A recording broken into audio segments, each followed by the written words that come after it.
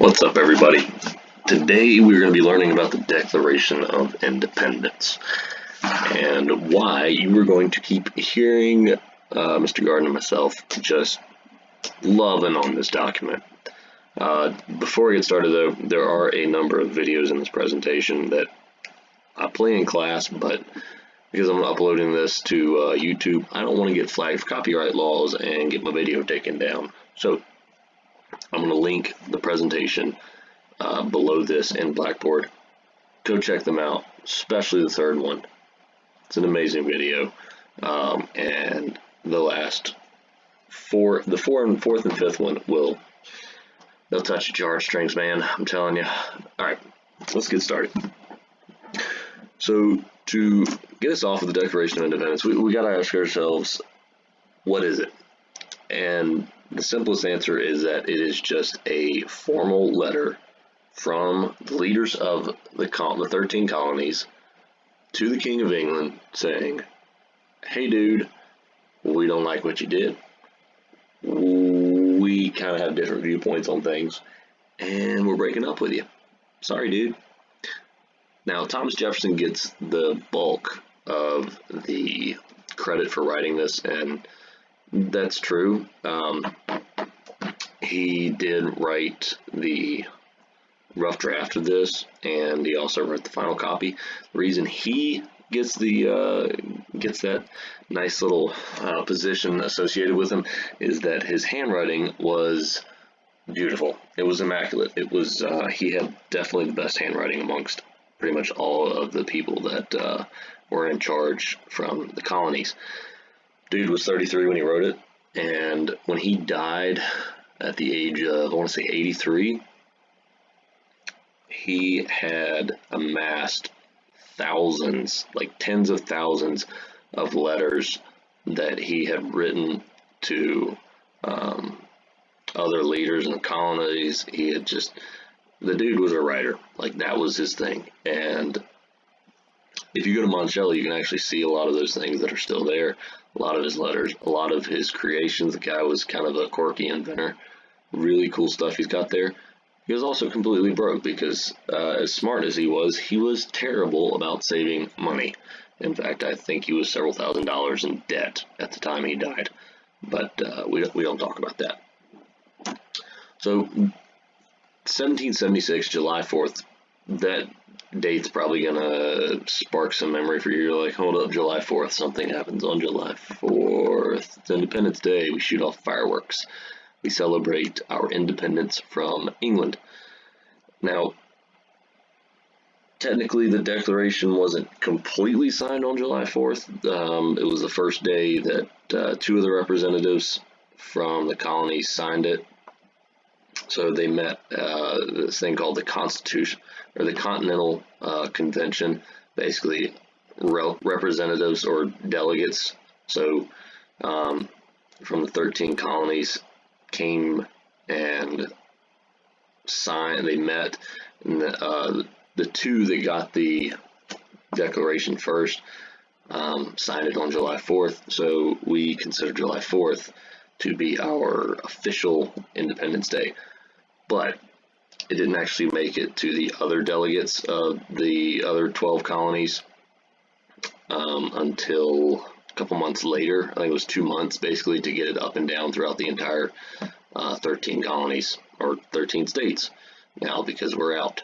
And 1776, little fun fact, if you have ever been to like a military funeral and they do a 21 gun salute, it usually goes 1 shot, 7 shots, 7 shots, 6 shots, and that's to represent 1776. So that 1776 is kind of like the freedom thing in America.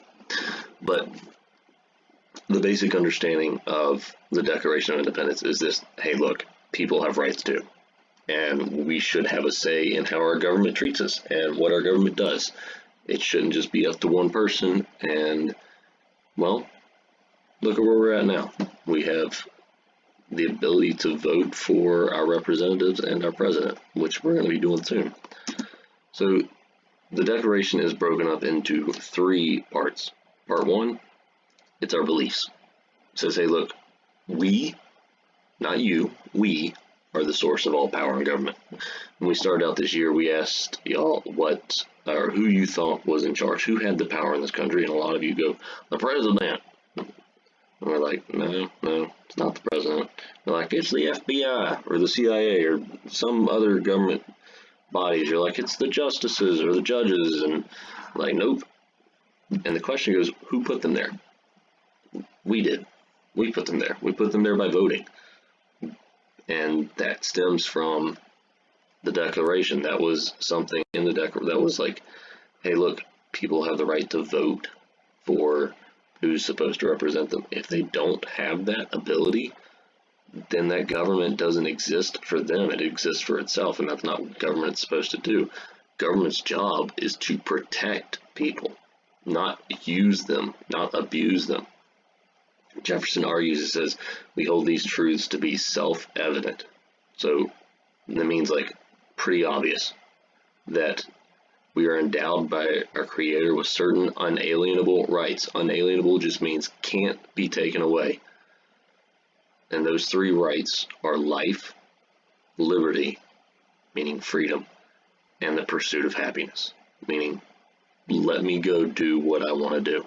As long as I'm not hurting anybody, let me pursue my happiness. Let me be free. Let me live my life.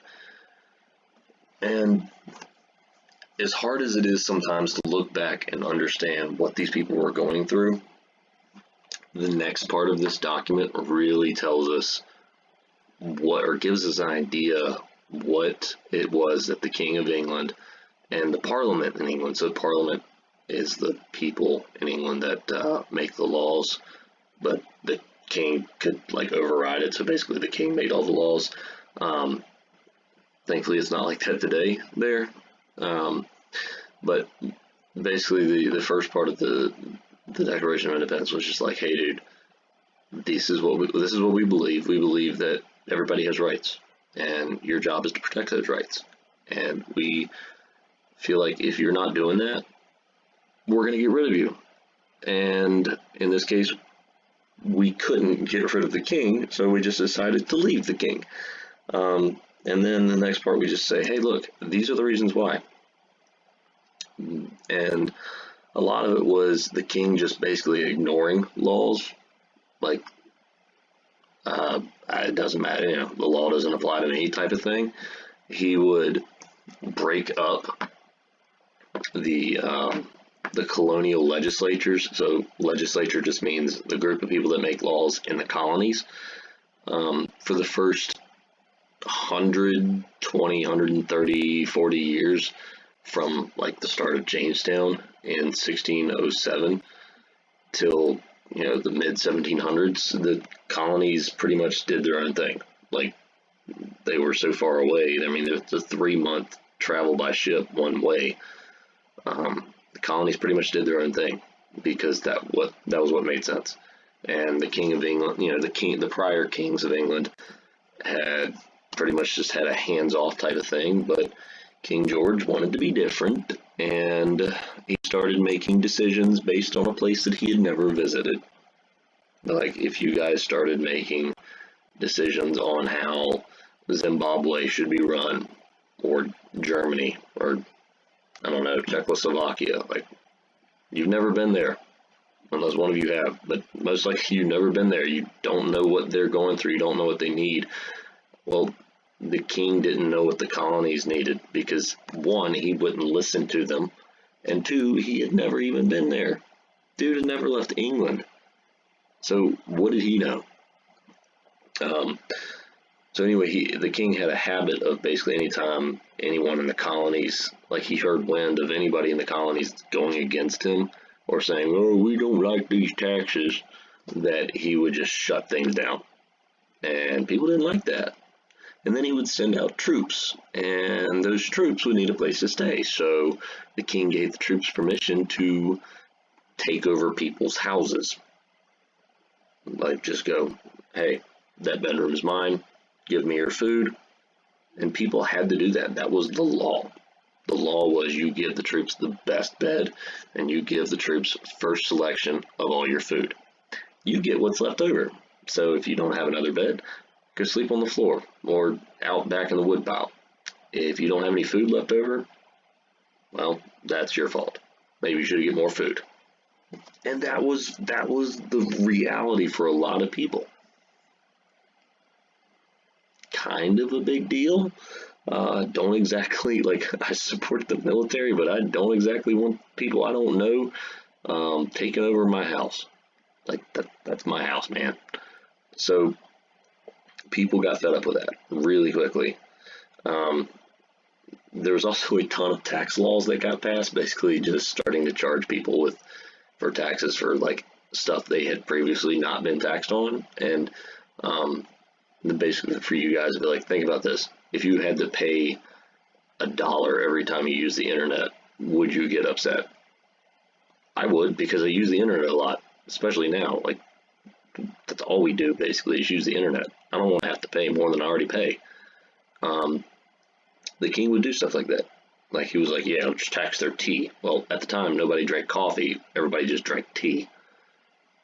People liked their tea. And they didn't like having to only be able to buy it from one company. They wanted to be able to buy it from who they wanted to be able to buy it from. So there were 27 like really big reasons. A lot of them just stuff like people from the colonies being accused of committing crimes and then being taken to England and thrown in prison without a trial forever. No one wants that, or at least, like, we don't want that. The king wanted it, but you know, he was the king. What did he know? So anyway, the last part is just very easy. It's like, deuces, we're out, man. We don't love you anymore. We are gone. And we didn't just make one declaration. We didn't just write it down on one little piece of paper. We wrote it down on a ton of them. We sent out copies to every major power in the world as a way of trying to convince them that what we were going through was real. We wanted them to show, it'd be like telling your friends, like if you break up with your girlfriend and you're like, you tell your friends all the terrible things about her to get them on your side. That's kind of what we did. We sent out the declaration to a lot of other countries, primarily France, because we wanted France's help, because France was really strong. France and England had like this kind of rivalry thing going on for the past 1,000 years. And so we wanted France's help, but France didn't immediately help us because they weren't quite sure how this whole thing was going to turn out. But basically 5-6 months after we wrote the declaration and signed it, the king finally got it, and it took a couple more months for him to send troops over. But yeah, he didn't take it too well to us breaking up with him. He was kind of possessive. And he was like, no, that's not going to happen. He's like, I'm going to make an example out of these Americans, and I'm going to shut them down. And I'm going to send troops over, and we're going to fight this thing, and I'm going to make them regret ever leaving me. Well, as we're sitting here in the land of the free today, we know that didn't work out for him, but that is a story for another day.